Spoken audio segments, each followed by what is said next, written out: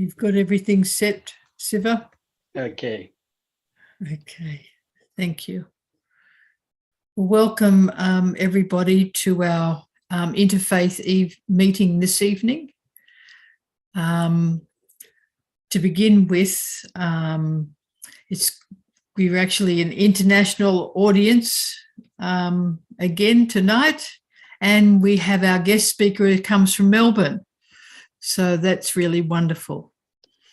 But we're all in Australia, we all are sitting on the land of different Aboriginal tribes and nations. And from the Aboriginal people's perspective,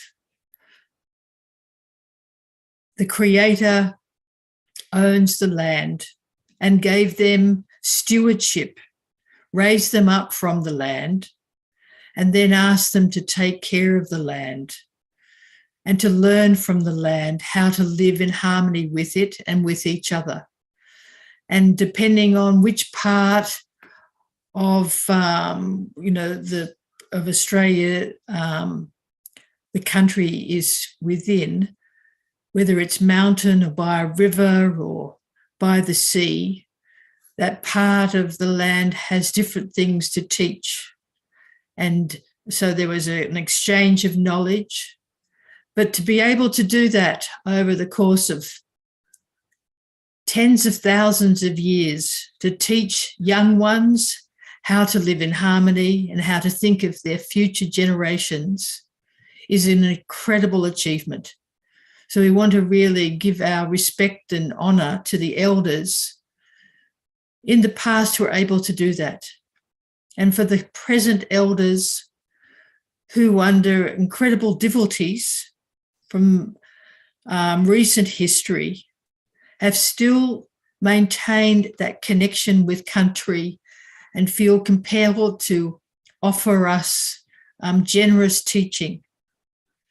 And I might add, tonight is a special night that the Sydney Peace Prize has been awarded to those who co-authored and worked to get the consensus to make the Uluru Statement from the Heart. So thank you. So now we have music and we'll have our readings.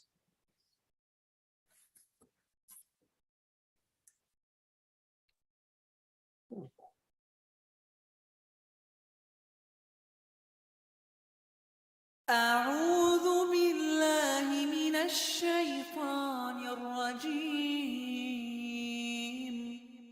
يا أيها الناس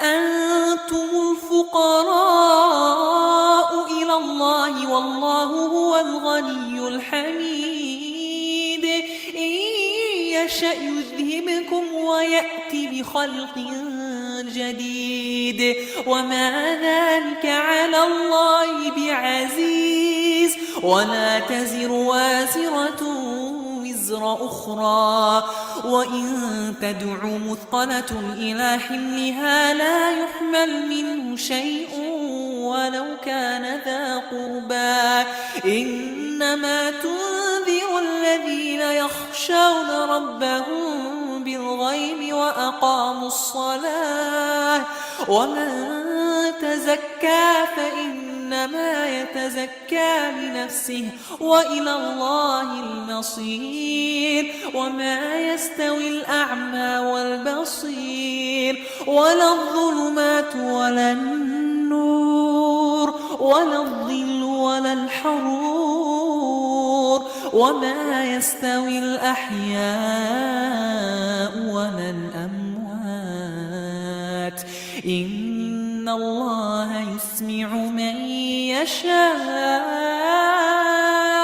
وما أنت بمسمع من في القبور إن أنت إلا نذير إنا أرسلناك بالحق بشيرا ونذيرا وإن من أمة إلا خلا فيها نذير وإن يكذبوك فقد كذب الذين من قبلهم جاءتهم رسلهم بالبينات وبالزبر وبالكتاب المنير ثم أخذت الذين كفروا فكيف كان نكير ألم تر أن الله أنزل من السماء ماء فأخرجنا به ثمرات مختلفا ألوانها ومن الجبال جدد بيض وحمر مختلف ألوانها وغرابيب سود ومن الناس والدواب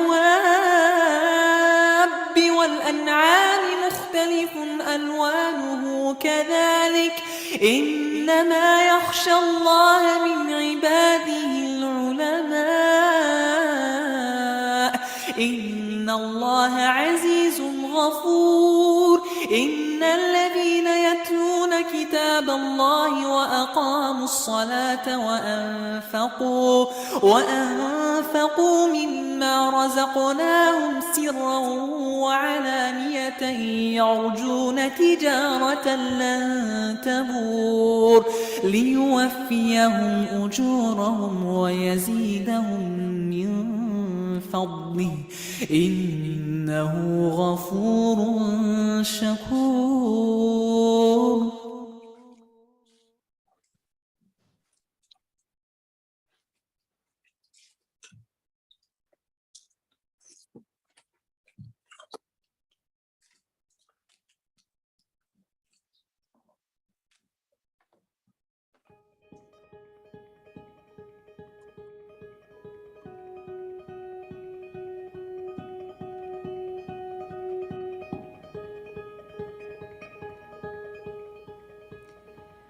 Oh my God, there is no one but Thee to allay the anguish of my soul. Ooh.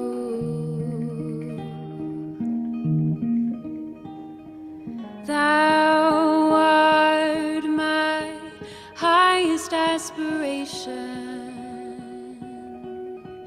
Oh my God, oh my God, ooh, ooh, ooh.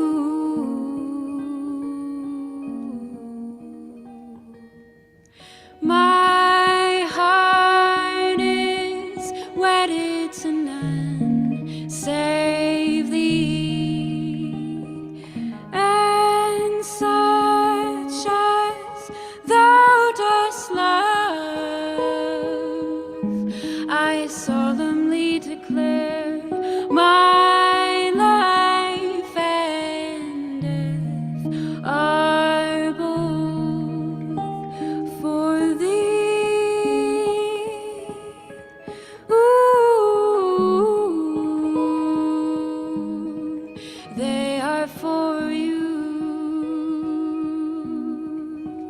Ooh.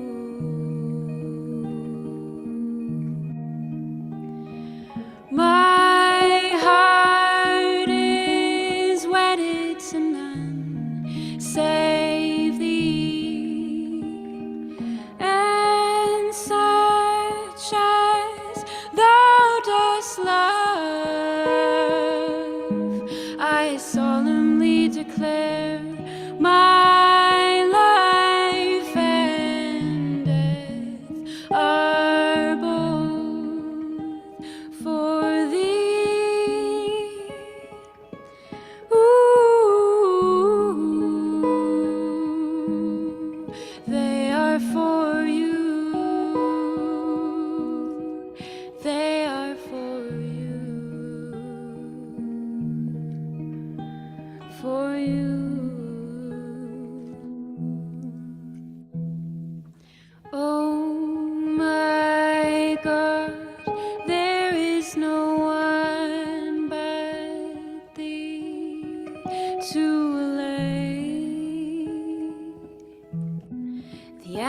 anguish of my soul. Ooh.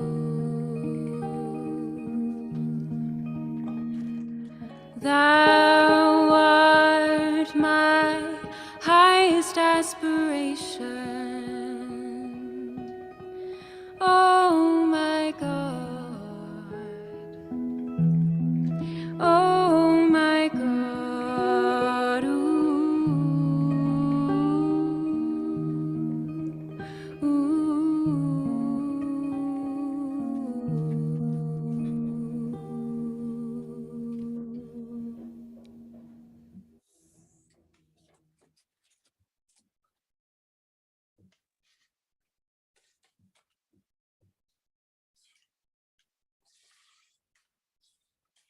In thine stained letter, thou hast inquired which of the prophets of God should be regarded as superior to others. Know thou assuredly that the essence of all the prophets of God is one and the same. Their unity is absolute. God the Creator saith, there is no distinction whatsoever among the bearers of my message. They all have but one purpose. Their secret is the same secret: to prefer one in honor to another, to exalt certain ones above the rest, is in no wise to be permitted. Every true prophet hath regarded his message as fundamentally the same as the revelation of every other prophet gone before him. If any man, therefore, should fail to comprehend this truth and should consequently indulge in vain and unseemly language, no one whose sight is keen and whose understanding is enlightened would ever allow such idle talk to cause him to waver in his belief by scriptures.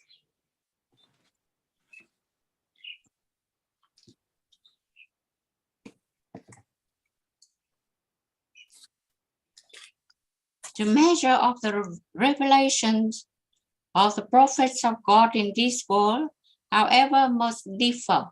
Each and every one of them had been the bearer of a distinct message and had been commissioned to reveal himself through specific acts. It is for this reason that they appear to vary in their greatness. Their revelation may be likened unto the light of the moon that sheddeth his radiance upon the earth. Then every time it appeareth, it revealeth a fresh measure of its brightness, that its inherent splendor can never diminish, nor can its light suffer extinction. The fundamental purpose animating the faith of God and his religion is to safeguard the interests and promote the unity of the human race. The religion of God is for love and unity.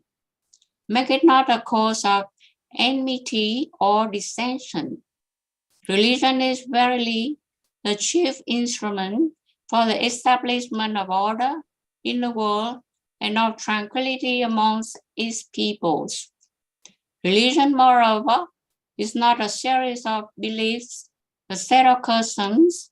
Religion is the teachings of the Lord God, teachings which constitute the very life of humankind, which urge high thoughts upon the mind, refine the character, and lay the groundwork for man's everlasting honor. Baha'i Scriptures.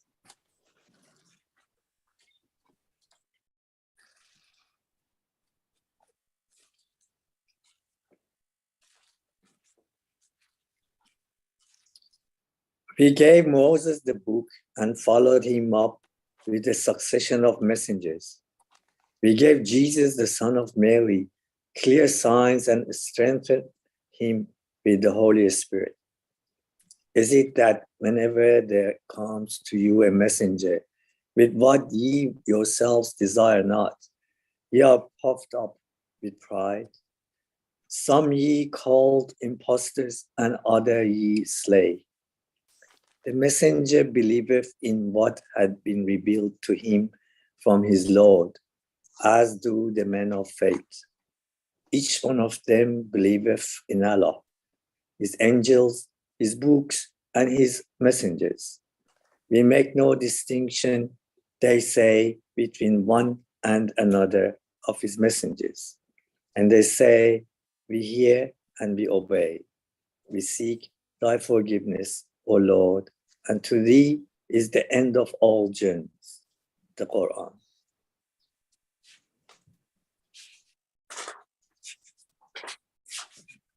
Long-suffering patience is the supreme ascetic practice. Nirvana is supreme, said the Buddhas. He is certainly not an ascetic who hurts others, and nor is he a man of religion who causes suffering to others. The bhikkhu who lives full of goodwill, with faith in the religion of the Buddha, he will reach the place of peace, the satisfaction of stilling the functions of the mind. Buddhist scripture. Whenever there is a decline in righteousness, O Bharat, and the rise of the religion, it is then that I send forth my spirit. For the salvation of the good, the destruction of evildoers, and for firmly establishing righteousness, I manifest myself from age to age. Hindu scriptures.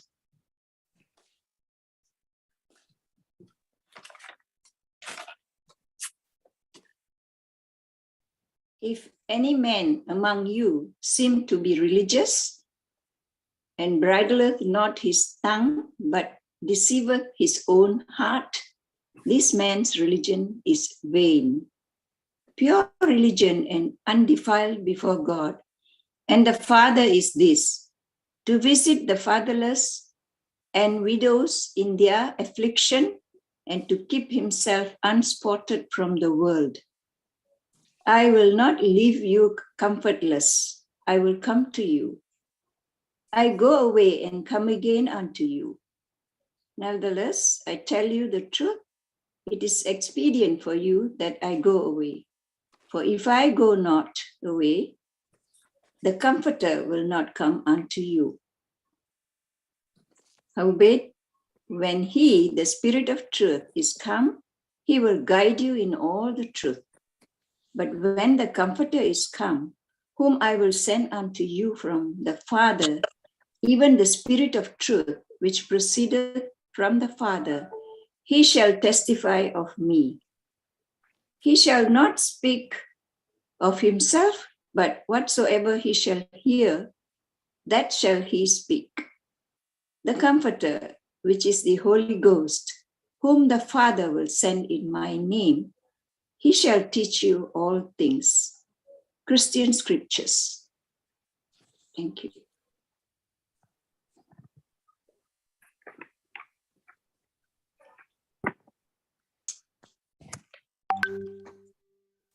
The purpose of the one true God, exalted be his glory, in revealing himself unto man, is to lay bare those gems that lie hidden within the mind of their true and inmost selves, that the diverse communions of the earth and the manifold systems of religious behalf,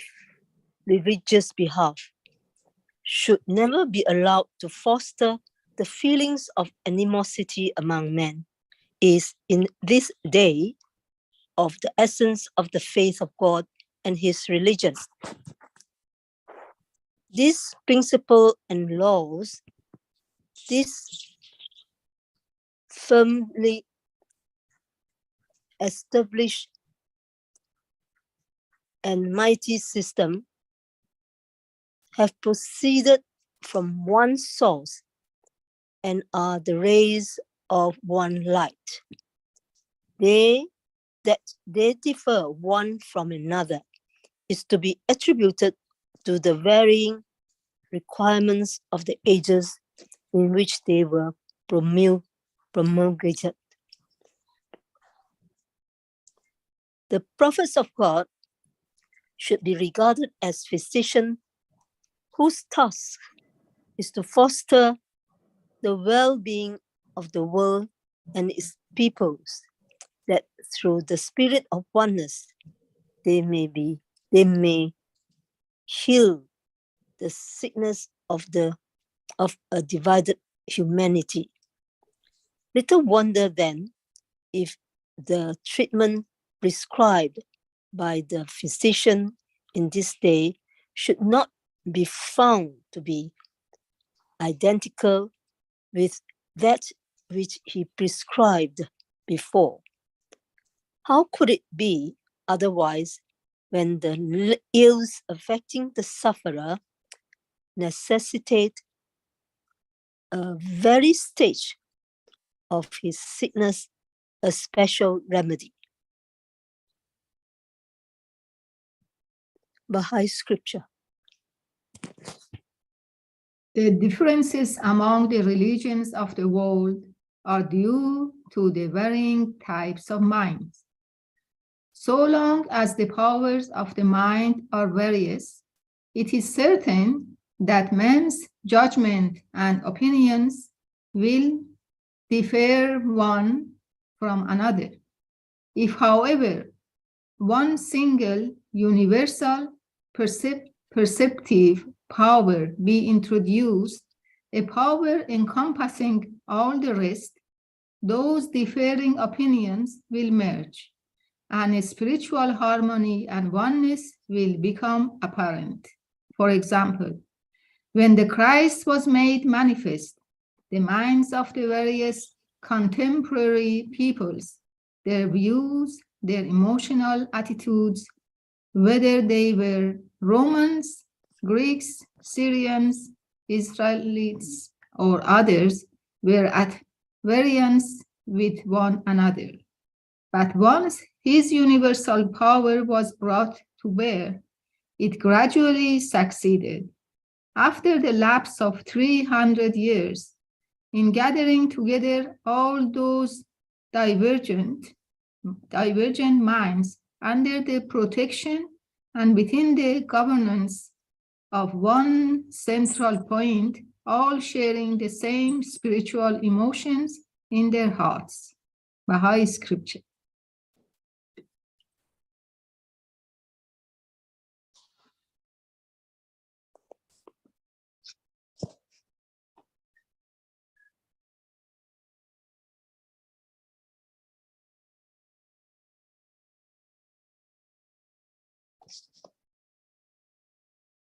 Muhammad never fought against the Christians. On the contrary, he treated them with consideration and accorded them complete freedom. In Najran, there lived a community of Christians, and they were under his care and protection. Muhammad said, "Should anyone infringe upon their rights, I myself will be his enemy and will charge him before God." In the edicts he promulgated, it is clearly stated that the lives, property, and honor of Jews and Christians are under the protection of God, that a Muslim husband may not prevent his Christian wife from going to church, nor oblige her to wear a veil, that if she died, he must entrust her remains to the care of a priest, and that if the Christians desire to build a church, the Muslims must support them. Furthermore, in time of war between Islam and her enemies, the Christians were to be exempt from fighting unless they desired of their own accord to join and assist the Muslims in battle. In view of the protection they enjoyed, in the battle, in view of the protection they enjoyed, in compensation for this exemption, they were to pay each year a small amount. In short, there are 7 lengthy edicts on these subjects, copies of some of which are to this day extant in Jerusalem. This is the very truth and not merely my own assertions. The edict of second caliph is still in the custody of the Orthodox Patriarch of Jerusalem, and the matter is beyond doubt. Nevertheless, after a time, rancor and envy arose between Muslims and Christians as transgressions were committed by both sides. Beyond this truth, whatever Muslims, Christians, or others may say is pure fabrication and proceeds from fanaticism, ignorance, or intense hostility. Abdul Baha.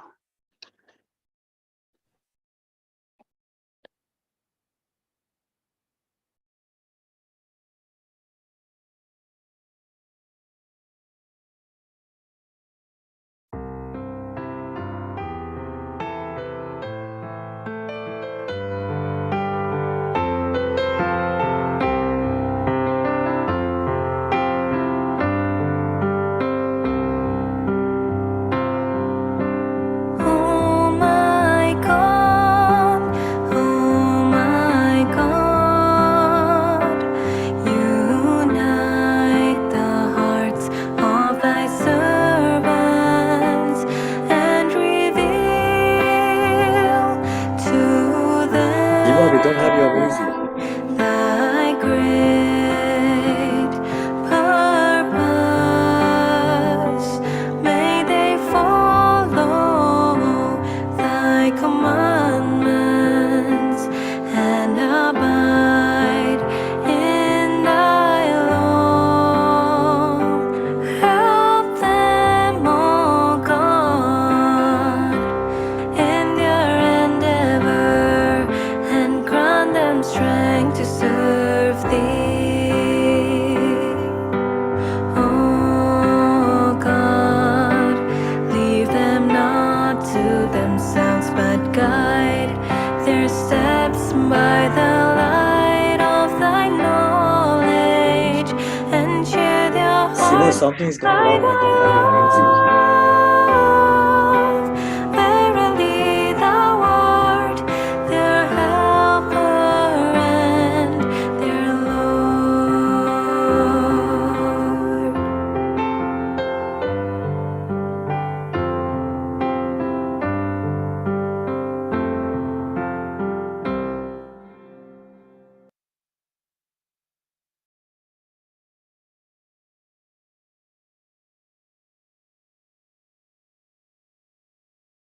The music and for everyone's reading.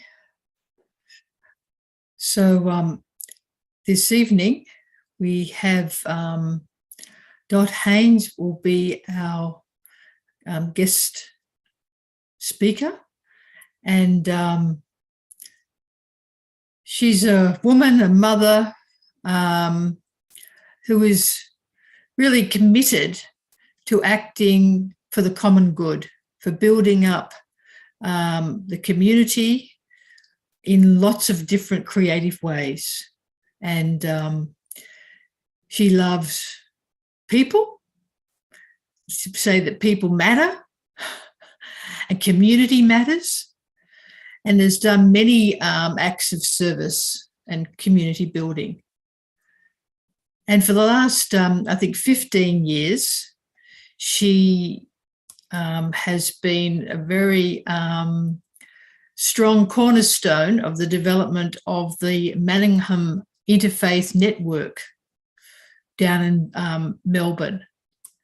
So tonight, when she talks about interfaith and its importance, there's obviously a good foundation of experience and activism behind that. So let's give Dot a warm welcome and our full ears to really have a good time tonight. Thank you, Dot. Thank you. Thank you, everyone. It's been lovely hearing the prayers and all of that. If we can go to a gallery view, I know you can all see me with the gallery, but if we can go to gallery, I'd love to be able to see you all as well. So a little bit about me. My childhood, I was one of 10 children. Consequences to actions is something that I grew up with and understood very early in life. Being one of 10 children with a hardworking, loving dad and no mum, there was no time for waste or complaining. I began my own business as a young girl, very young age, in the car trade. And during the years of my business life, I had a number of motor vehicle wrecking yards and then went on to other businesses as well. So then, as she said, I had children. So I had another aspect of my life which took a big turn, because walking on eggshells wasn't easy. It was survival that took strength. I was a young girl, very self-assured and independent. When I met a man, I believed my future was my own to decide, but gradually our romantic relationship turned into a trap that would lead me to marry that man against my will and to endure 20 years of physical, psychological, and sexual abuse at his hand. My story is one of great courage, and as I fought to believe in my own worth, to find the strength to leave that marriage and to survive the slander and battles that followed within my public life. Most of all, it's a story of myself who regained the freedom, and I also regained myself back that I was raised with. So that's just a few words at the back of my book, my first book, which was Pretending to Be, which is that's pretty much sums up my life before I got very involved in the interfaith work, because my ex-husband was a very religious man. In his ideologically, in his ideal world, a woman does what she's told, which is not scriptural. It's just an interpretation amongst himself. So I really sought to find out what the scriptures said, and I spent my time and energy into doing that while I was working in my public life and making certain that my reputation was not stained any more than it had to be. And so I grew strength from the scriptures of many faiths, and I've got the Quran, the scriptures of the Sikh scriptures, the Bible, the Jewish synagogue, the Torah. There's plenty, the Hindu scriptures. I've pretty much read lots of them. And over the years, I've also taken people on tours throughout too many religious centres. And I spend a lot of time with religious leaders. And one thing I do know is a person's religion is not defined by control. That's just an extreme way of taking power and religion off people and making it a control thing. So any type of extremism, which includes terrorism, is just a control factor. It has nothing to do with the scriptures. It's only got to do with people's interpretation. So I'm very, very fortunate that I live in a very free spiritual life, and I live as a Christian. I've made a decision that I will be able to, and I also help within the Christian faith, but I spend my time in a lot of faith centres with a lot of great religious leaders around the community, because it is not religion that defines a person. It is the individual people that define their form of religion, and it is never through control. Religious texts are very good guides when understood or taught correctly. People are able to choose what part of that teaching are most important to them. All teachings are only interpretations of texts, so individuals may choose to not take the advice of their religious teachers. That is fine. No one has the power to tell another person how they should live. Put another way, people only have the power over you that you give to them. There are some exceptions to this in the case of abuse, violations, attacks, but in every day, normal circumstances, we have the ability to decide what we want and the ability to say yes or no. If we are looking at this from a spiritual or God perspective, there are times that we need to give things up or refuse to take them on board. The way we use our personal power is originally learned in childhood, when kids learn from their parents or older guardians, but these experiences don't define your future unless you allow them to, and you become a prisoner, puppet, or slave to another's belief or spell. Giving away your personal power to a particular religious teaching can easily be a damaging trap to your individuality. Religious texts have been written and interpreted by people of different eras and cultures, causing possible confusion for the individual in the present day. So go back to the beginning and interpret the teachings in your own unique way. Following a religion is not necessarily the same as following God. Your own character and insights should be first and foremost along your journey.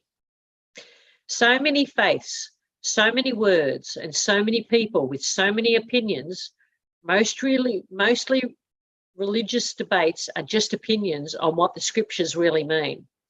If you use religion or holy texts to justify your racism, biases, or prejudices, then you are missing the whole point of religion, especially if it places you as a superior being upon another.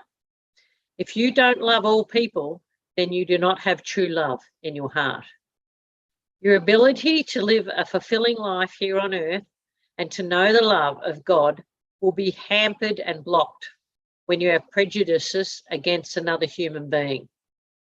If you hold hatred or judgment towards one another or another religion or another person who doesn't believe what you do, then you cannot say that you are truly religious or spiritual. The greatest act of faith is when you understand that you are not God. Trying to categorize and describe God can be hard work and can be a waste of time, a waste of good time when you're with other people. I hear from some people that there are many gods, but I want to put that myth to rest. No religion that has existed for thousands of years has more than one God. Not even the true teachings of Hinduism that are misinterpreted by a lot of people. There are different forms and different names for God, and sometimes different godly representatives. Two obvious examples are within Hinduism and Christianity. But all religions that have a creator or God have a single God of creation. Humans are all different, and different things satisfy us. It is no wonder we have such a variety of religious teachings. Islam, Christianity, Judaism, Buddhism, Hinduism, Baha'ism, Sikhism, just to name a few. There are actually over 140 different religions and other spiritualities as well. There are many more different versions of religion within these faiths and others. Just within those faiths alone, there are different versions of what people call true faith.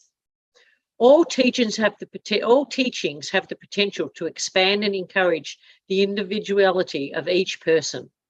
And each faith can be a way of life that allows people to live happily together, even while being so different. My personal experience of accepting difference was growing up with a twin sister. We were raised together with the same food, the same influences, the same schools, and yet we are so very, very different.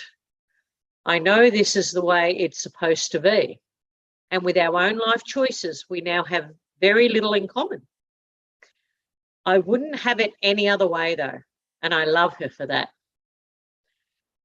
Similarly, there is no need to get hung up on which teaching is true. Every book of scriptures automatically has faults because these books have been written by other people. Yes, some of them have been inspired by the divine through clear channeled communication, but even then, messages are interpreted differently by every writer and reader. Your context and your interpretations are most influenced by your culture, your beliefs, and your understandings. And of course, you do not need to start somewhere. You cannot learn all things alone. Now, they are just 3 pages from one of my books, which is about people matter. People matter is exploring the highest priorities in today's world. And that is just some of what I've written there regarding an individual's perspective on religion. There are also chapters on radicalism, and each person has their own way of doing things. But if you believe that your way is the only way or the best way, you have a form of radicalism within you. It's an interesting perspective that some people say, and it can be quite confronting to many people. But as one of my highlights within the book say, non-judgment may be a quality of goodness. We can stop stereotyping people, putting them into boxes, or telling them how they should be. When we stereotype or label people, we deny individuality, and we actually deny that there's a God that created us. So it is really important that we do that, because peace can be found in conviction. If those convictions are positive and helpful, not damaging or harmful, if you can put your head down on the pillow at night and know that what you are doing is right for you, you will be at peace, and you will be doing what is some people call the calling, or what their purpose is in life. It's really, really important that each of us know who we are as individuals. Speaking words of wisdom, let it be. And in my hour of darkness, she stands right in front of me. Speaking words of wisdom, let it be. Let it be. And when the broken-hearted people living in the world agree, there will be an answer. Let it be. For they may be parted. There is still a chance that they will see. There will be an answer. Let it be. And the words to the music earlier and the words to that song, as you've heard, it straight away will bring up things within your minds as to what the Let It Be song is and what it means to you and how it relates to you. And individually, we all relate to songs differently, which is an important part of being an individual. And it's an important part of having different music that really influences and uplifts us spiritually, emotionally, and mentally. And we need to have that to have a good well-being. Our well-being is a spiritual aspect to it. It's a strong, it needs to be, but we also, in our well-being, have to have a good, strong emotional balance to our life, an emotional connection. We also have to have a physical consideration for our own bodies, the bodies that we don't have for very long, the body that we have here on this earth while we're people for a very short time, that we are given the life within this period of time. It is a gift to have this life within this period of time. And we need to look after our physical selves as well. Socially, we need to have some social connections, and they need to be of different types of people. Being around different people and having differences is important. Being around different personalities is important. Only getting around people that think the way you do constricts you for who you're going to be. And one of the other aspects of your well-being is obviously financial. To live in our world, we are in the top 1% of people in this world. For anyone in front of me now, if we've got a roof over our head and food on the table, we are in the top 1% of people on the planet right now. So we are very, very fortunate, and we are very, very gifted. So keeping our balance and our well-being and being careful to assess and address ourselves at different times is really important. And that helps us with interfaith dialogue, because there's no point in having interfaith dialogue if we don't have a good inner dialogue. And the inner dialogue is about our own personal well-being as well. So, it's good thoughts, good words, good deeds. It's the same. And the only way we can have good words and good interfaith dialogue is to be strong within ourselves. And then we can do good actions for other people. I'm very fortunate that even though I have a few physical disabilities that most people don't even know about, I keep it quite secret, I still am able to do more than I think I can at times, because I'm strengthened by a God that puts me in a place where I can do it those days. And then other days, he will put me to rest. I will have a days of rest.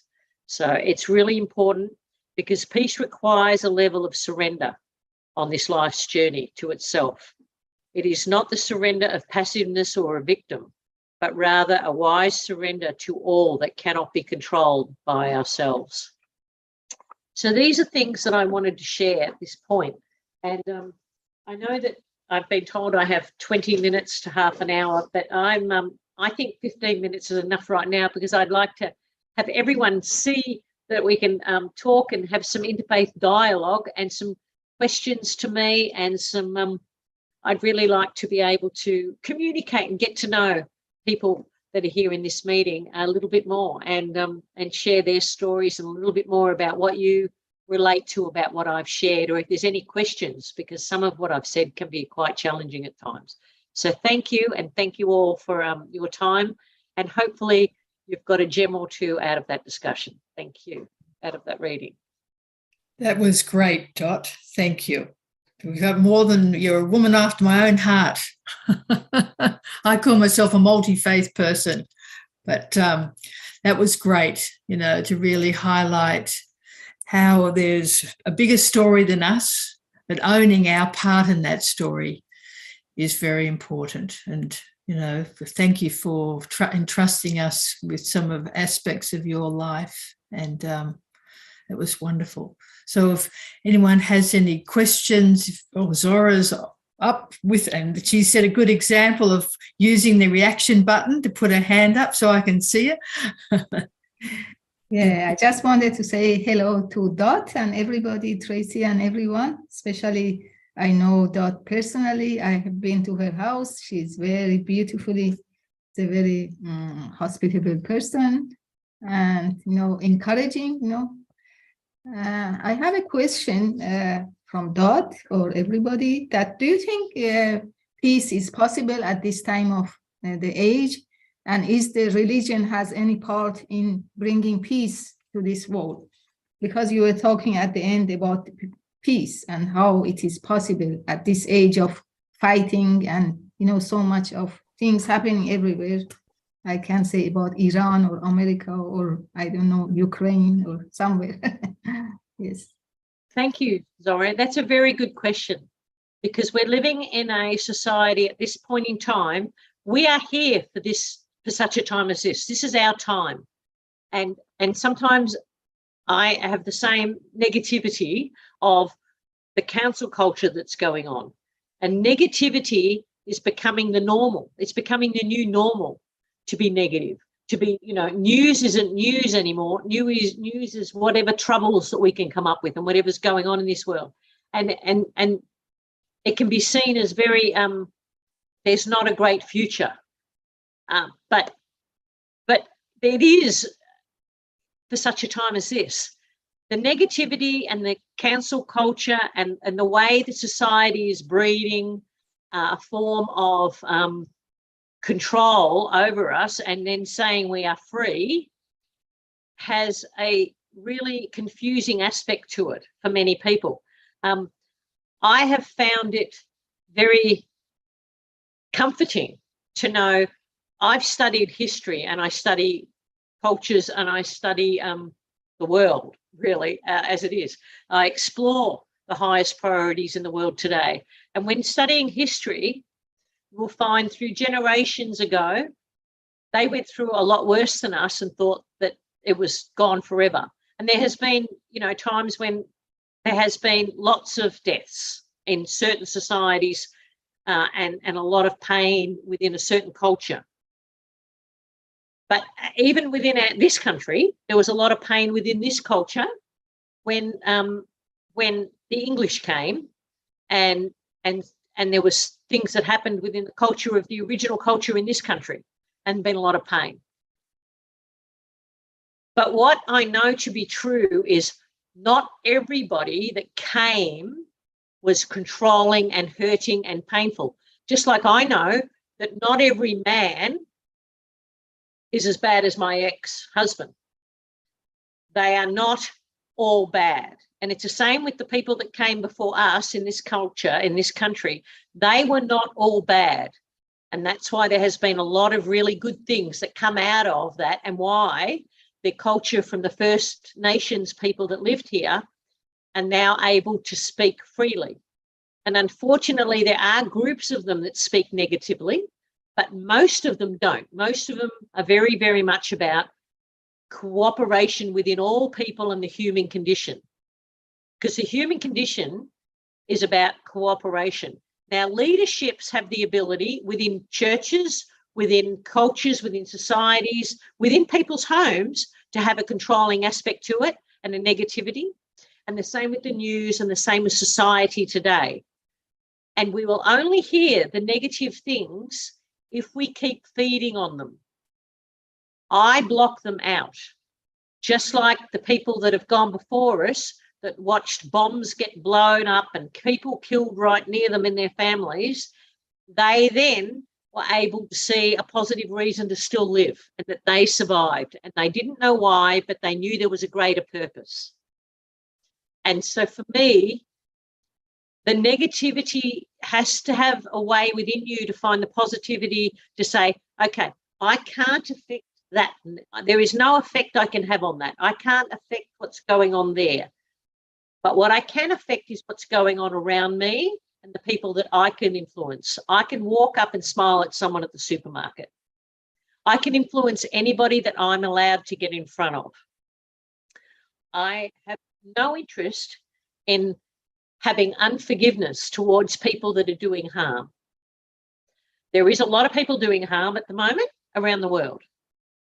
And but forgiveness is a gift that you give yourself, so you can live in the positivity of who you're supposed to be. So for me, that's what I do. And I know that this life is short, and I can't decide what's going to go on in the future. And even this global warming thing that everybody's happening with. Now, global warming's happened before and generations killed. There was an ice age and all that kind of stuff. And it will happen again. And this is going to happen. Now, I'm not saying ignore it. I'm a great recycler and I do what I can. But I also know a lot of it is to create business and economies and create different aspects. So I keep myself away from the things that I can't influence. I know that there are things going on that they are feeding me to try and influence my thinking. I don't let that happen. Even it can be seen as positive. I just don't let that happen. I decide what's going to be in my head and what I'm going to take in and what I'm going to discard. But your body is raised that way as well. Your body's raised to do that. Your body's raised for the food and the things that your body's not supposed to take in, it discards them. And your mind is supposed to do that as well. And you're supposed to train your mind to discard the bad things. I could have been a traumatized, horrible person, but I made a decision that the things that happened to me were not going to decide my future, but who I'm supposed to be will. And I hope that that helps you for your future. Yes, thank you. Yeah, beautiful. Thanks.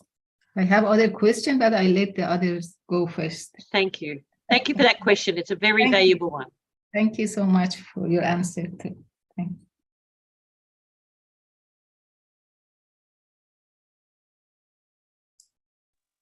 Sorry, Tracy, you were mute. Dot, can I ask you, thank you very much for that beautiful talk. Can I ask you that, from what I understand, we can conclude that in this time of humanity, we have to accept all religions and believe in them and, come to a compromise that all these religions are from God and they are for benefit of humanity. So do you accept that? Do you accept this concept of all religions of one and from one source, from God? And they teach us righteousness and things like that? Thank you for that question. That's a very good question. I don't believe we are to embrace other religions if we have our own religion and our own strength, and it gives us all the power we need spiritually. I don't think embracing other religions is something that everybody has to do. I think it's a personal, individual thing for religion. So your interpretation of your religion is something you need to own. And the same with me, with my interpretation of my religion. I can accept that people have other religions, and I'm okay with it, and I have no issue with it whatsoever. And to understand their other religions is important to me because I like history and I like understanding other people. And so to create that, I need to study and do other things because that's just my nature.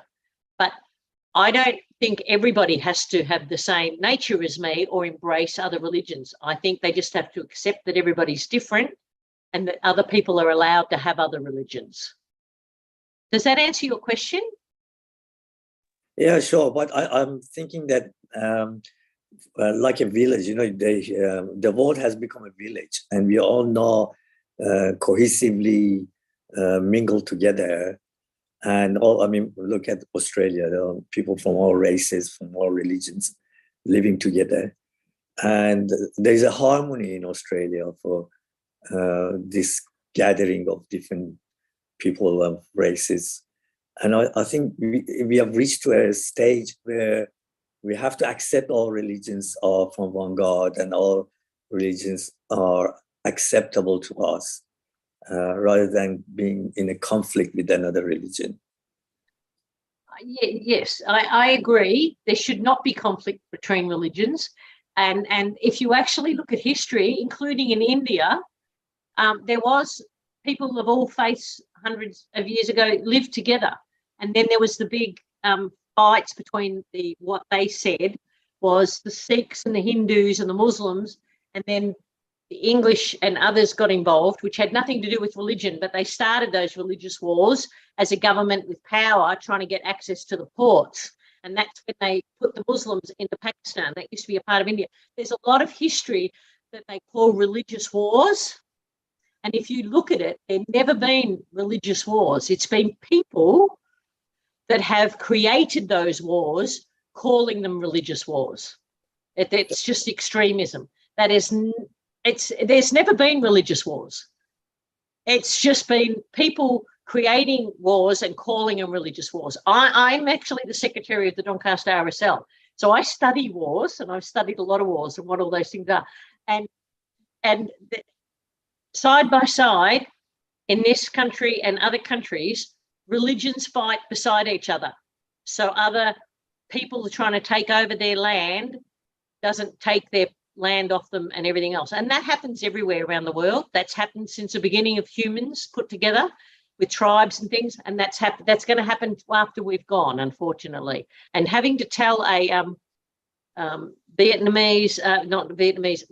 Vietnam veteran friend who was sent to war, conscripted to go to war and fight in Vietnam and help with the orphanages and everything else, and come back. And right now, him talking about, as he's older, that there might be another world war. Other wars are quite large, including what's going on everywhere. And there's always been wars happening that we never hear about here in Australia. We're pretty fortunate. But it's never been about religion for any of those wars or for him. It's always just been about being strong in faith and knowing that God put him on a purpose to do what he's got to do. And the government called him. So and it's unfortunate. Germans, I mean, right around the world, that's happened since the beginning of time, and it will never stop. We can't stop those things because there's people in power that create those things. But it's never been about religion. And I know that there's people that will disagree with me, but I can prove it through many, many history books. Well, I don't agree with you that this is not going to finish. Eventually, humanity will reach to a maturity where wars would be stopped. But yeah, at this time of humanity, we still have wars. I will fight for peace because I believe in it. I want it.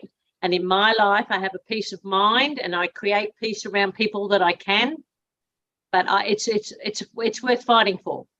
And Yes. unfortunately, Some people just fight for the sake of a fight. Well, I think it's an education thing. The more people know about betterness of life without war, it will happen. All right. Well, we've got some more hands up. Yes. Thank you very much, Ahmed. That's been a lovely chat. I look forward to meeting you, hopefully. Jung, it's your turn. Thank you, Dot. Thank you very much for your introduction of your books. Sound very interesting. It seemed to me you have multi-skilling, and I wonder if you are a feminist yourself, even you already been married. But I mean, Feminist. Marriage people still can be feminists, you know. Feminist. Yeah. Oh dear.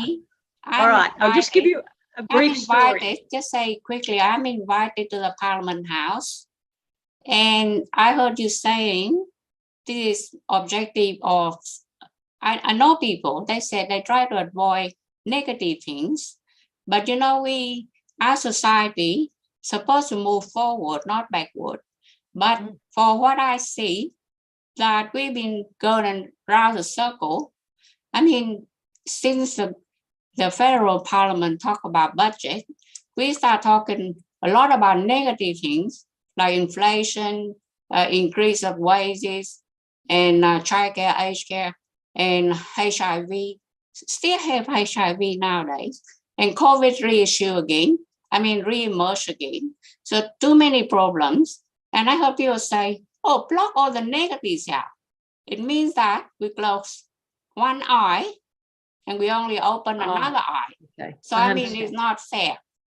Yeah. It's not fair whether you close the whole eyes, 2 eyes, 3 eyes, or you open the eyes. And because when you when they issue invitation for you to go to the Parliament House, we cannot sit there and close our eyes. It's not how parliaments work. So in America, they keep talking about me time, me time, me too, me too. Especially the girls talk about it. Because the girls, they say they've been oppressed. So they keep talking about me too, me too. My time, right? So it is not socialist issue. It is more like you say, individualistic issue, more like capital issue, capitalist. If you learn about capitalist, you see that the system going for individual interests. So how we help the community to move forward, to be advanced, and not go around the circle, not go backward, and argue about a lot of things that been there 10 years ago. So how do you do that? Yeah, okay. Well, thank you. That's a number of questions. So a quick one about negativity. Yeah, you're right. I didn't term that well, that blocking out or just ignoring negativity. Anyone that knows me knows I will have a good argument with anybody. And I don't mind getting involved in negative discussions and really just trying to let people know that it's important.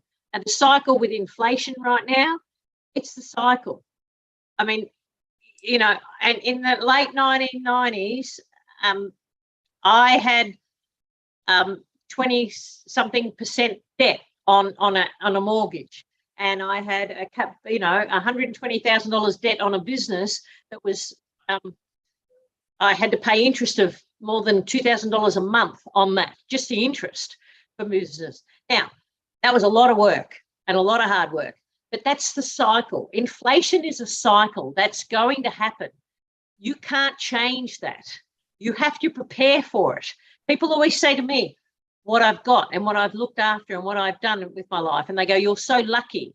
I said, luck is laboring under correct knowledge. You have to know that these cycles are going to occur. So you have to know that there is going to be inflation, and there is going to be, those things are going to happen. And if you don't prepare for them, then they are going to take you down if you let them. So you have to find a way to buffer yourself around them. That's what I mean about negativity. Keep it away. You've got to really just, you can't stop these cycles. These cycles are going to occur. Now, one more point on feminism. I'm definitely not what I call a feminist. I've been in business all my life, in the car trade, in the wrecking. I was a builder. I was the first postie that was a female on a push bike in Fawkner, ever. I was the first female postie. I have never been called in my life, to my view, I will never call myself a feminist. My dad raised 10 children. And if you didn't get off your bottom and get the work done, then you were not a good person. My brothers can sew and can cook. We put the bins out. I paint. I can build a house. I've built this one around me. I was taught to get off your bottom and do the work. I was never taught the difference between a man and a woman until I was told this is the way I was supposed to be. And then I just, wow, that was a big shock to me. And I was in government, and it was a shock to me that people said, we need you to speak to all the women and encourage them because you're a feminist. And I went, no, I am no feminist. I can be absolutely wonderfully dressed in a lot of my gowns and things and everything else, or I'll put my gloves on and I will hammer and nail and paint anything. I don't know what you call that. I call that a doer. I don't believe in boys and girls having different roles. Yeah, but nothing wrong with to be called feminist. I just don't. I don't label myself. I won't let anyone put me under that label. That's again, like I said in my reading of the thing, I don't put myself in that box because I just won't. That's just me. Someone else can call me whatever they want. You can call me a dumb blonde. It's not going to offend me at all. Because I don't care what box people put me in. I just won't put me in that box. I let them. Great. Thank you. Amy, it's your turn. Thanks, Yung. All right, thank you. Firstly, I have to say thank you to Dots, for your invitation. I received your invitation this morning. Good to see you. Good to have your face, my darling. And I think, because Dots, support me a lot, I think, I should come to support you, And I know Dots, for, I think, more, about, 10 years. And I met her in Manningham Interfaith Network, I was involved and worked with her, for the community event. And I have been involved with, Interfaith Open Dialogue, for many, many years, more than 15 years. Now, I make it short, because I know some people want to ask you a question. This is my question, all right? Now, my involvement with Interfaith Network, most of them, were a little bit, older or approaching, retirement. And then you mentioned about, promote community harmony. We need to pass to the young generation. However, you see, a lot of interfaith networks, what I met, the people, they are adult or approaching, old age. And then, nowadays, the young generation, they may not, need faith or spirituality. So I just want to ask you, how do you view passing or handing down the peace and harmony job, to the young generation? How we can engage the young generation to continue, your passion and your mission?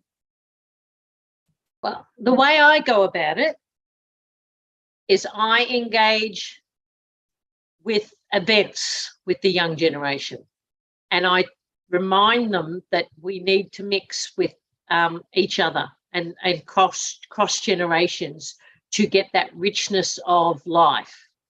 And so I do it just on a level that isn't about faith first.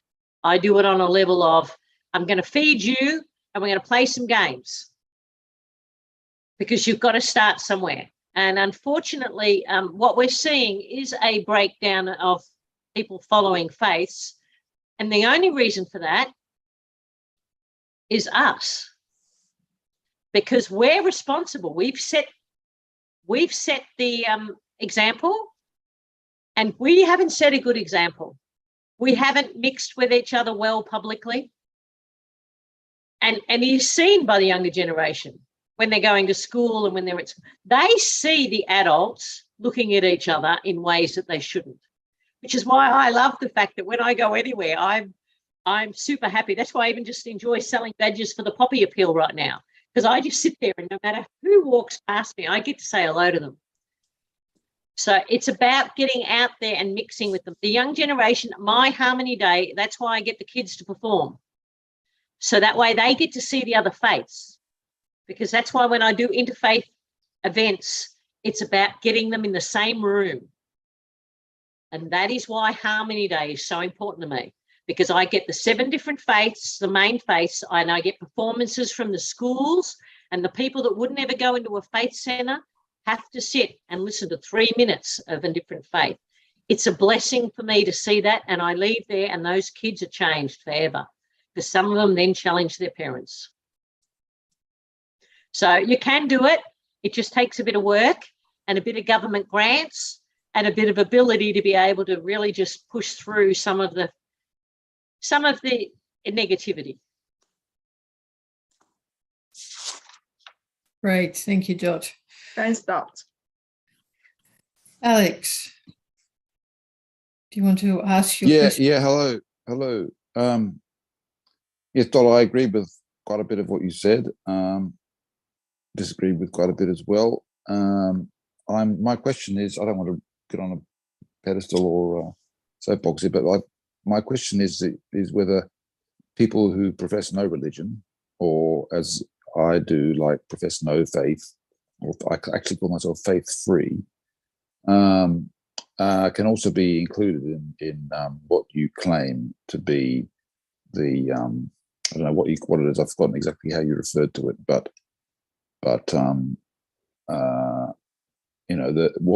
it depends on what you call religion. You might define religion so broadly that you claim whatever worldview someone has is their religion. But my point is, can someone who at least claims not to be religious in any way be part of the movement? Because what attracted me to this gathering was the call for unity, and I'm all for that.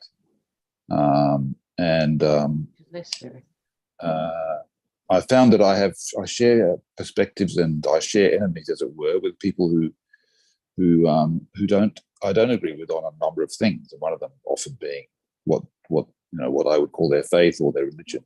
And I used to be a faithful believer. I used to believe quite firmly that God, as I imagined him, would rescue me after I died, if not before, from my pains and travails. But I found that fell apart, and it fell apart when I examined took it upon myself to examine the basis for that belief, and it didn't add up to my mind. So that was a bit of a shake-up for me, bit of red pill, you might say. So I'm just wondering what your take is on irreligious people. Perhaps you might call them impious people. I don't know how you describe them. That's the trouble. Whether you have any kind of thoughts on those who won't submit themselves to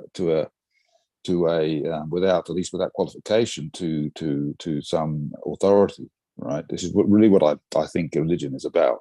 You might disagree with me, but that's what I feel.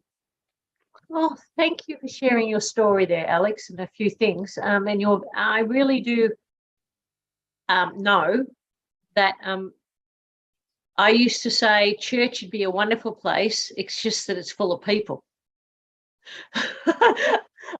Because it's people.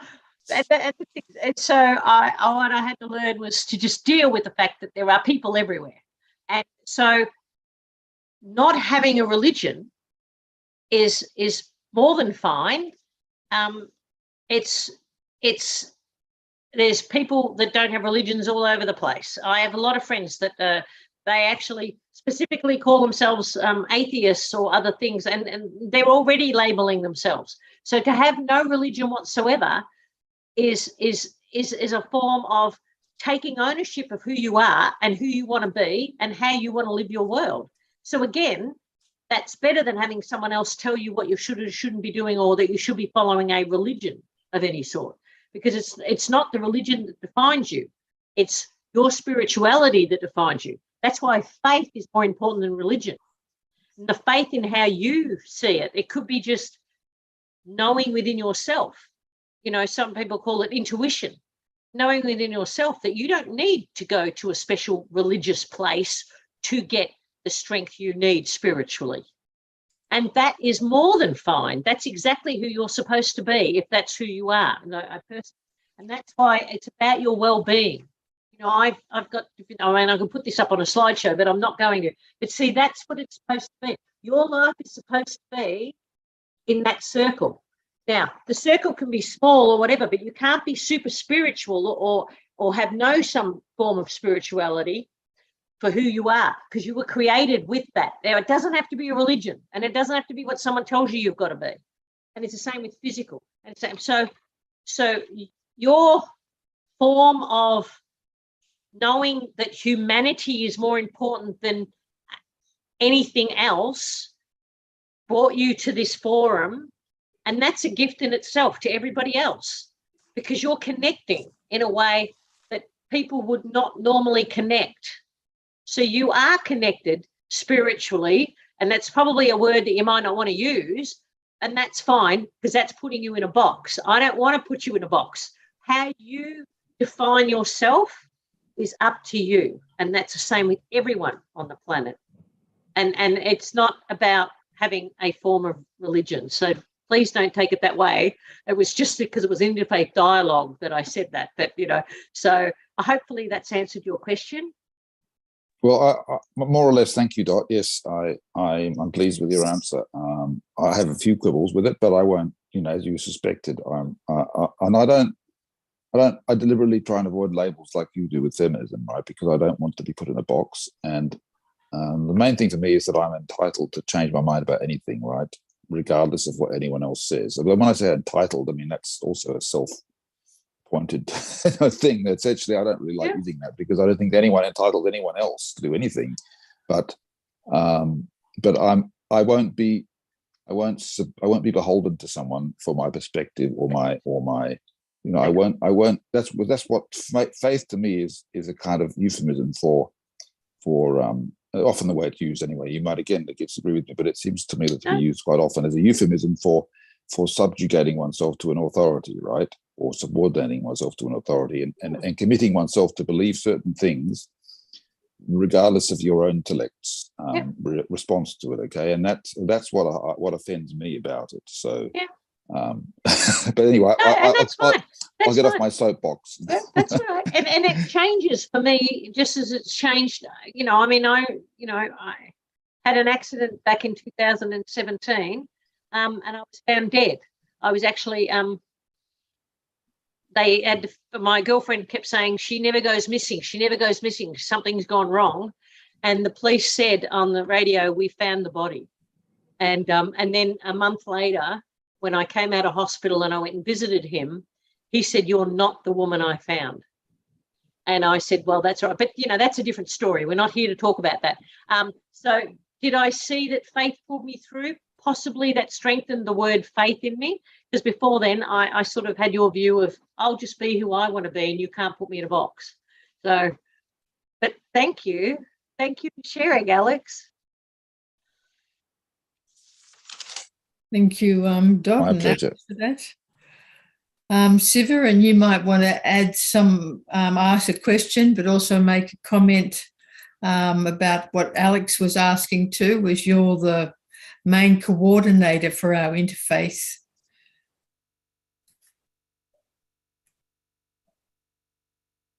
You're on mute. Oh, there you go. Sorry, what did you say, Tracy?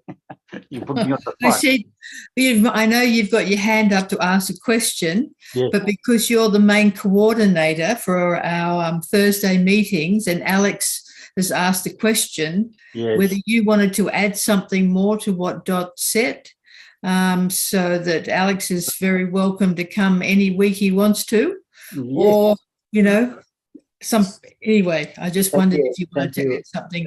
Thank you. I think Marina, I think you should talk first. I don't know, but anyway, I think Marina's hand has been up for some time. No, that's all right. That's all right. The Dot actually gave a good answer, but I will welcome Alex to come and share his thoughts and enlighten us how to embrace every human being in this planet Earth as one family. And we have to try and transcend the differences, whatever that differences may be. And we have to harmonize perspectives.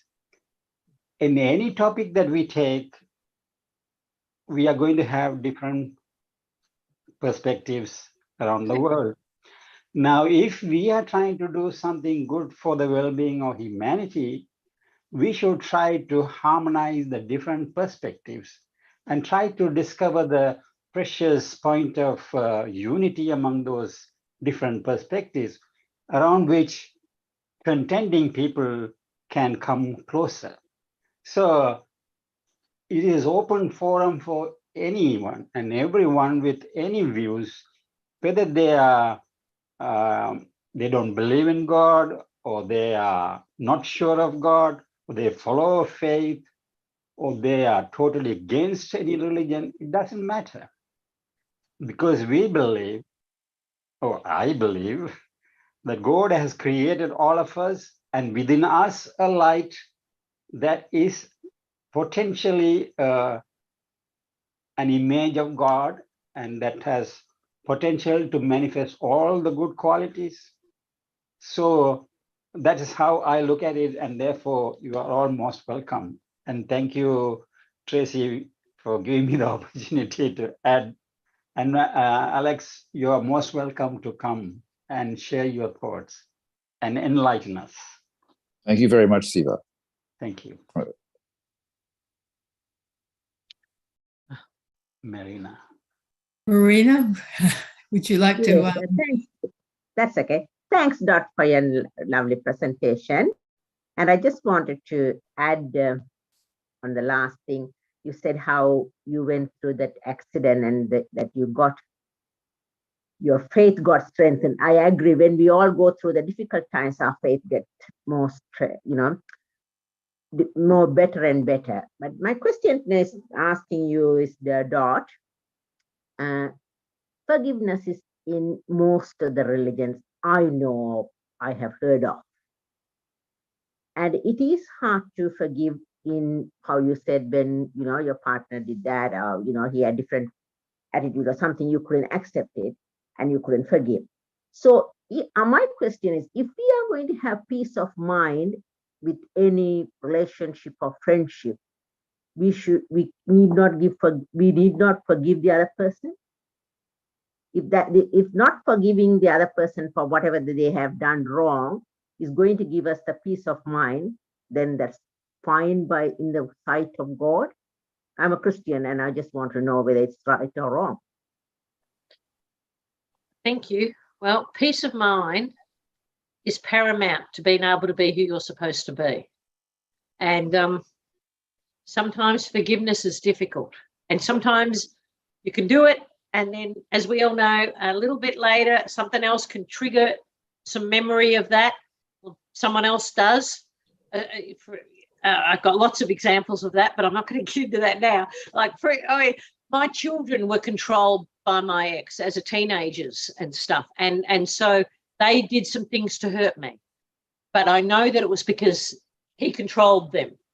And so every time now, if they're older now, they're in their 20s and 30s. And so, but sometimes when one does something that it triggers this thing in me that I just suddenly get, oh no, she's trying to control me. Yet she's not. So I have to just stand back, sit back and go, we'll talk about that later. I'm busy with this. I really can't address that right now, because I know that I'm going to say something that's going to be a reaction, not a response. And I do positive psychology with training people how to do responses, not reactions. So we all have the tendency to react because there's things that come up in our minds. And if we can train our mind to stop and respond and just be quiet for its time, it might be 5 minutes, it might be 3 minutes, it might be 5 days, and just train ourselves to not react to situations. And that's how I've been able to do it. I've had to learn to have moments of, oh, that's not good, but then it isn't what I thought it was. Now, obviously, my ex, I don't have any relationship with him anymore. I have nothing to do with him. He's not allowed to legally come within 200 meters of me. So I have a peace of mind. And so, you know, that's just the way that works for me. And so for each of us, it's whatever it is that's happened in your life. And so, you know, I know that peace requires a level of surrender to life's journey, to the pains that occur, and how we react to them over time and put better things in place will help us come up with good memories so the bad ones don't control us. That's how I do it.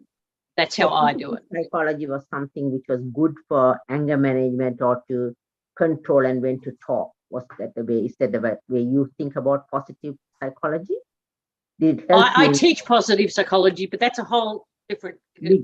Yeah, that's a whole different thing. I've got slideshows on that, and how to because I've got books on that. But the thing is, it is training your mind to not react, and it's that if you've got a bad thought, just freeze it.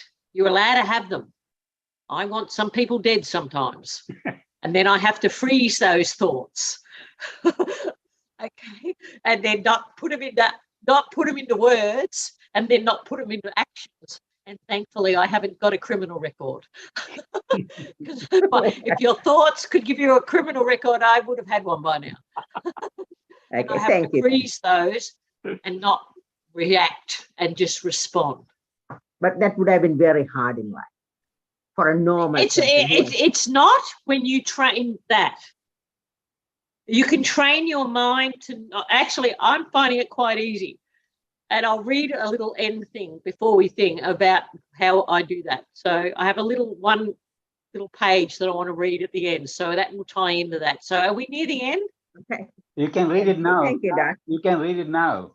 Well, we've got Siva has got his hand up, and then Zora had something else, and then you could read that because that would be perfect timing. All right, so I'm going to read it now. If you are kind, people may accuse you. Okay, if you are kind, people may accuse you of selfish, ulterior motives, but be kind anyway.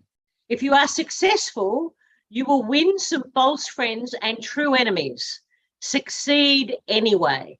If you are honest and frank, people will try to cheat you. Be honest anyway. What you spend years building, someone could destroy overnight. Build it anyway. If you find serenity and happiness, they may be jealous of you. Be happy anyway. The good you do today will often be forgotten by tomorrow. Do good anyway. Give the world the best you have, and it may never be enough, but give your best anyway. Thank you. Good in words, yes. Thank you. Thank you. Siva? Thank you. I think, Dot, Thanks, Alex, for hanging around. And Alex sent a message on chat that he has to go. So we thank him for coming and joining us, and we will welcome him again. And maybe one day he can give a talk. I'm glad I've stayed to hear what Dot just said. It was excellent. So, but I'll be off now. Thanks for having me. Okay, bye, Alex. Thank you. And also, Dot, maybe I know you had many topics. So one of those positive psychology, maybe in a month's time, you can give us a session. Is that okay? Well, that'd be a nice Christmas present, wouldn't it? Yes. Because there's a lot of pressure during the silly season. So, yeah, I'm happy to remove some of that pressure and to help teach people how to deal with some of that. That would be lovely. Thank you for the invitation, Siva. Thank you. And I had, like Zoe, I had few questions, but the one is, I have been talking to many different Christian friends. There are many denominations in Christianity. And I asked them, why don't we, as these different Christian denominations, why don't we get united as one body so that we can have much impact on the world on a positive way? I'm just asking because you are a champion, you're a doer.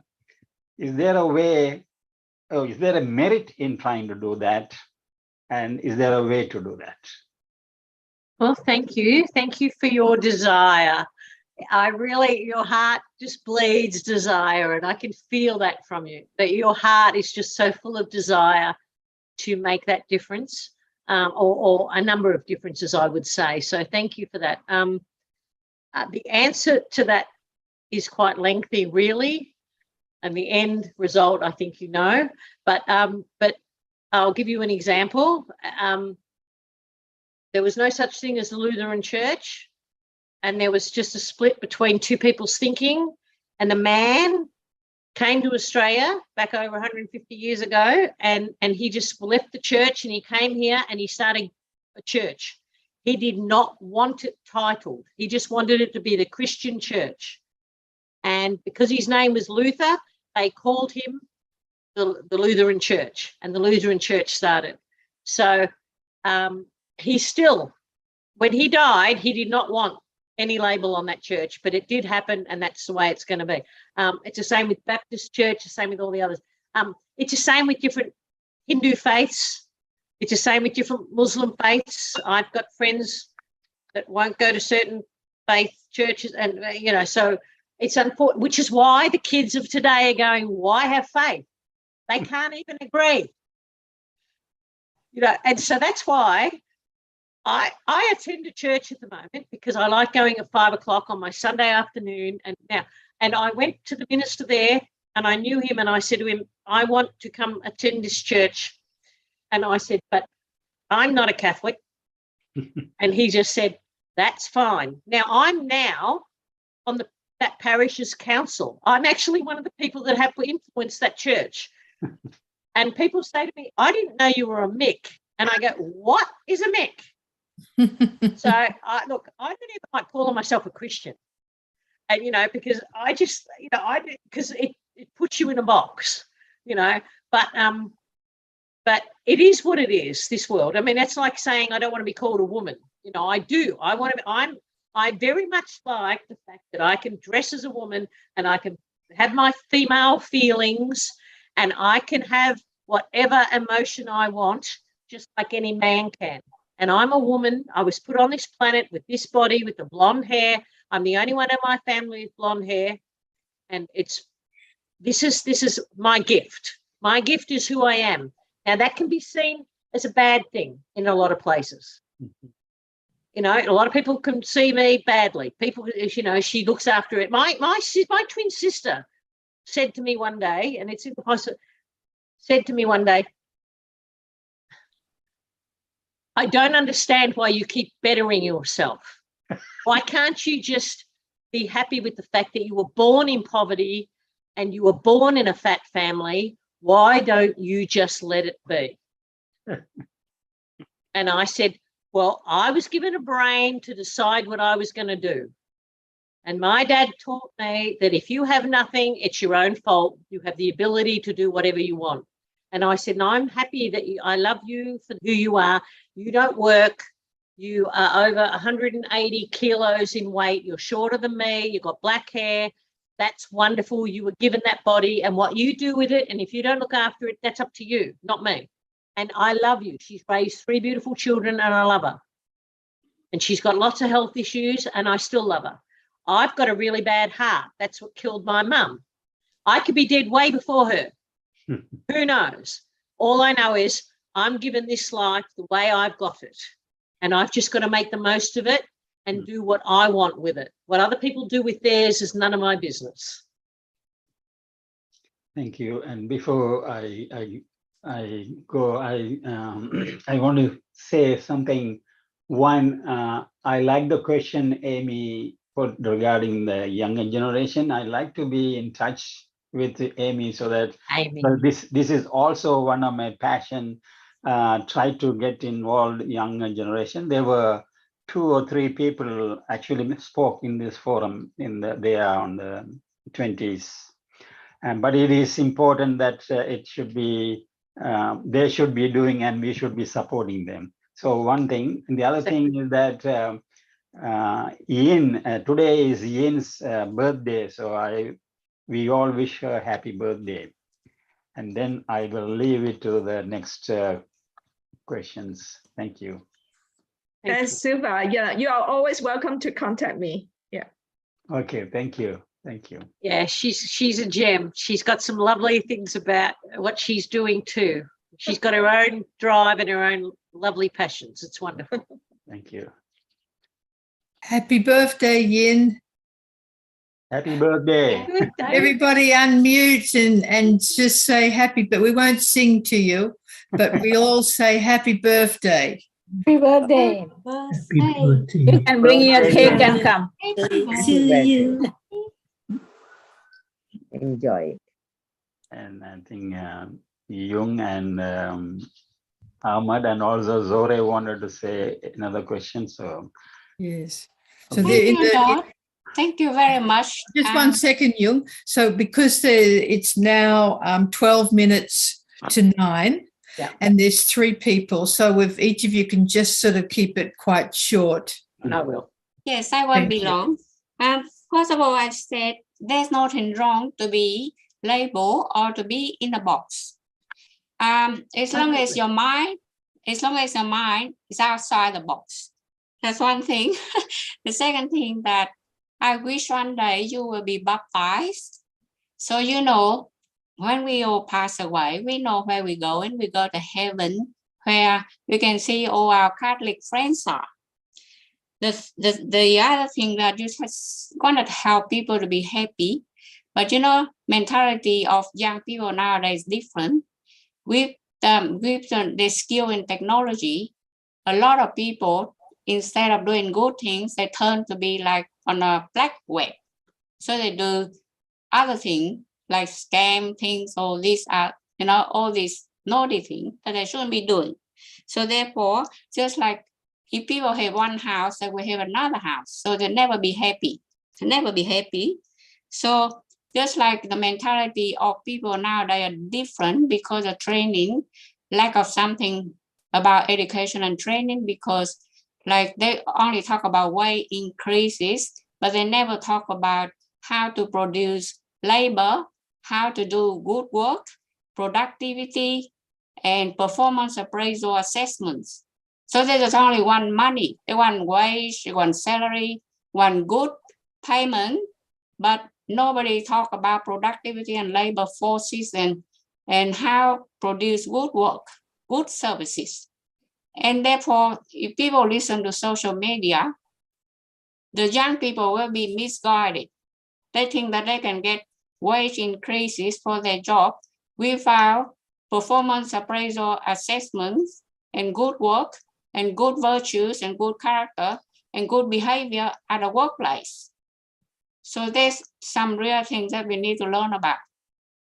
Thank you so much.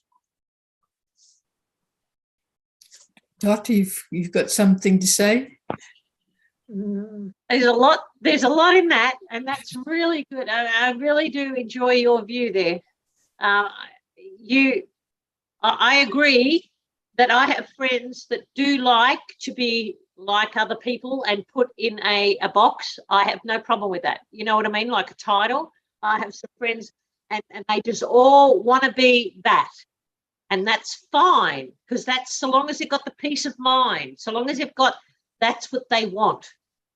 Now, don't have that. So it's fine.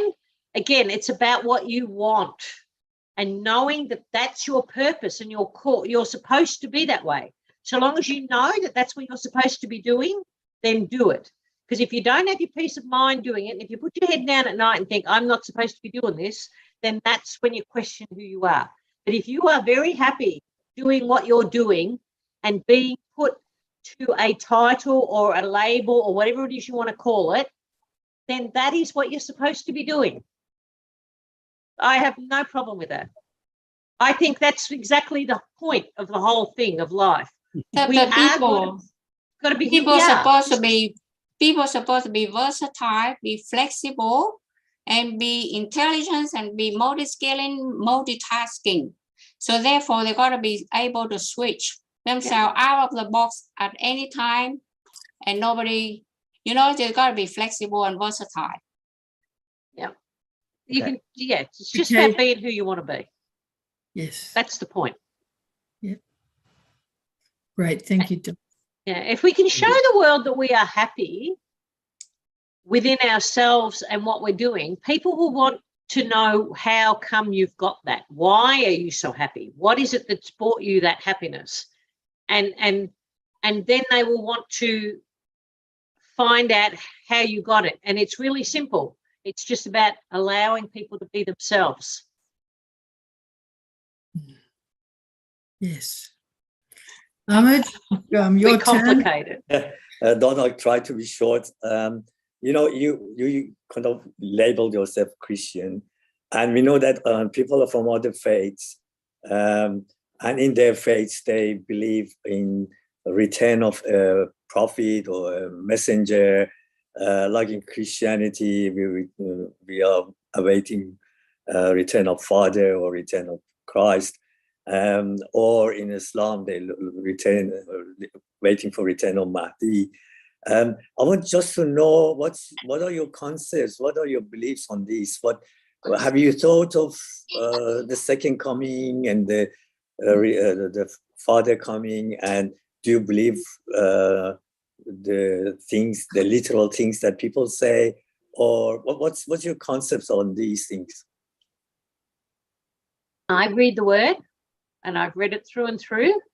And as a person that has read for many years different texts and including the Bible, there's times when I open the Bible and what I read 2 years ago, I get something totally different out of it.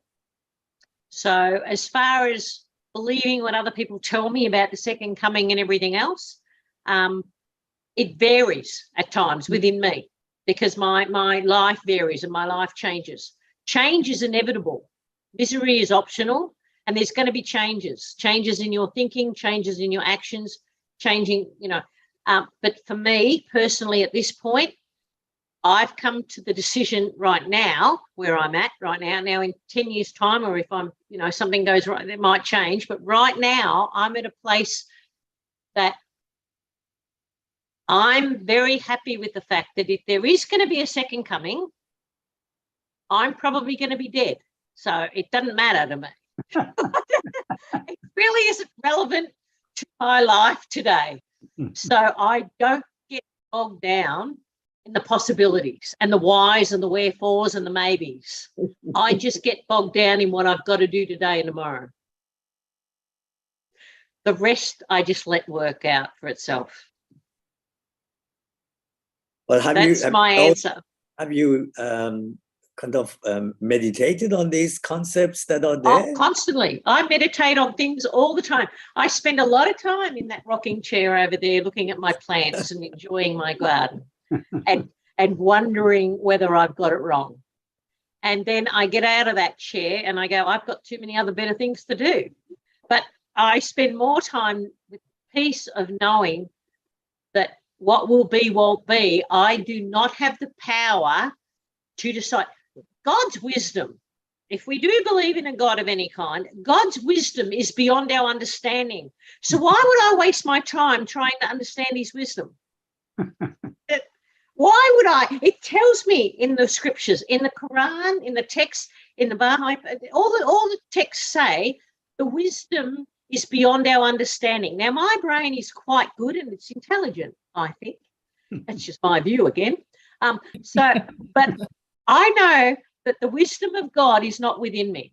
I know that with every fibre of my being. So why would I waste my time trying to have the wisdom of God when all I need is the wisdom of today, tomorrow? Because that's all he asked me to do. He says, forget about yesterday. You've got to deal with today, and you've got to deal with, don't even worry about tomorrow. It will look after itself. But obviously you've got to do what it takes to make that work the way it's supposed to. We have a role to play when we wake up each day. Yeah, but you know, we have the book of Revelation and John's prophecies. Have you looked at those things and questioned and see whether you can get answers from that?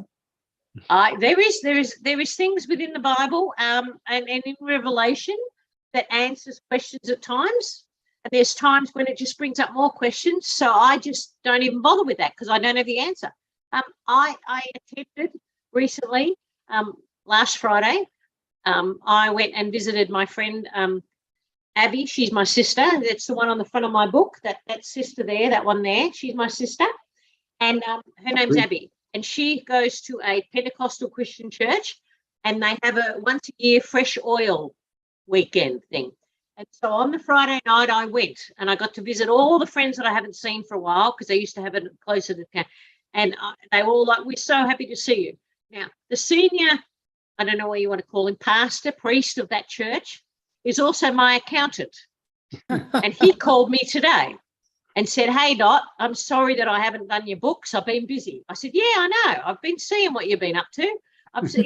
So his life and my life are not the same. But we connect on a level that people probably wouldn't understand. And we don't need them to, because it's just that level. It's just that one person, one-on-one interaction individually. And I have it once or twice a year. And then we are very, very happy to keep moving on with the fact that we've got other things in our lives to worry about than each other. And if I ever was in need, I could pick up the phone and say, I need help right now, and he would be there. But that's like 100 people in my life. I'm very fortunate that if I need to call someone for something, I can. I have people available out there, but I don't use them much. And they don't like that sometimes, but that's just the way it is, because I don't need a lot of people to help me. So I just, my life is my life. It's just the way I live it. And I think tomorrow I've got to do the Remembrance Day service, and I've got the police coming to bring the barbecue and cook the barbecue. Now, tomorrow I've already got a schedule that's pretty tight up until 2 o'clock. Then my plan is to take myself to the movies. Okay, I think that's my plan for me. If someone changes, then that will happen. I don't know. I just live my life as I have to for the day. I don't overcomplicate.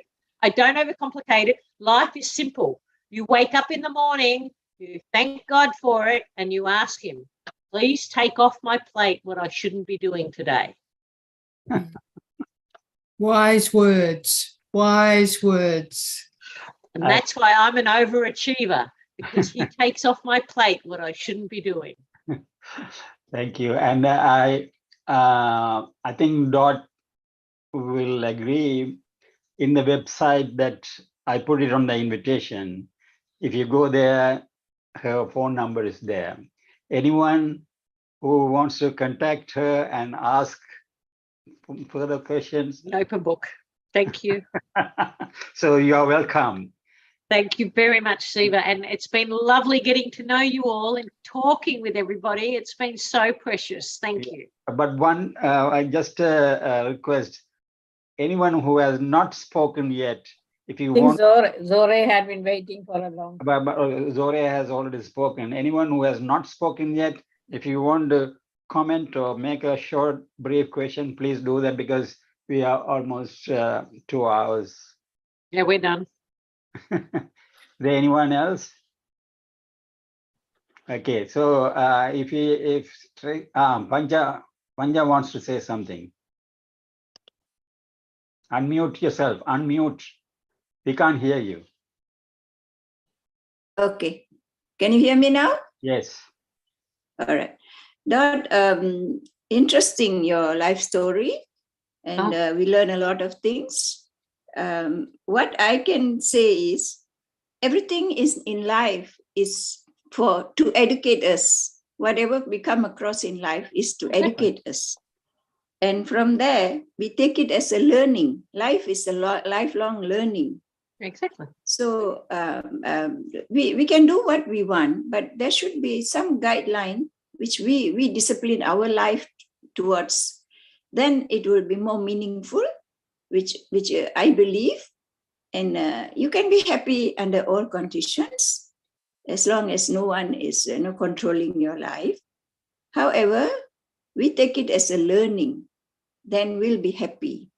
Exactly. And, Thank you. Thank you for ending on that. That's exactly right. That's exactly right. Thank you. That was well said. Thank you. I don't need to add anything to that. I think that's very true. Yes, because there is rules. I mean, obviously, we have to live within the rules and the boundary. But you well said. Well done, Panja. I think that was a lovely, lovely note to share on. Thank you. I think that finishes our evening. So thank you very much, Dot, for your involvement and taking care of us and giving us lots of wisdom and encouragement to have a good, happy life. And thank you, everyone, for coming this week and participating. And see you next week, and have a good week.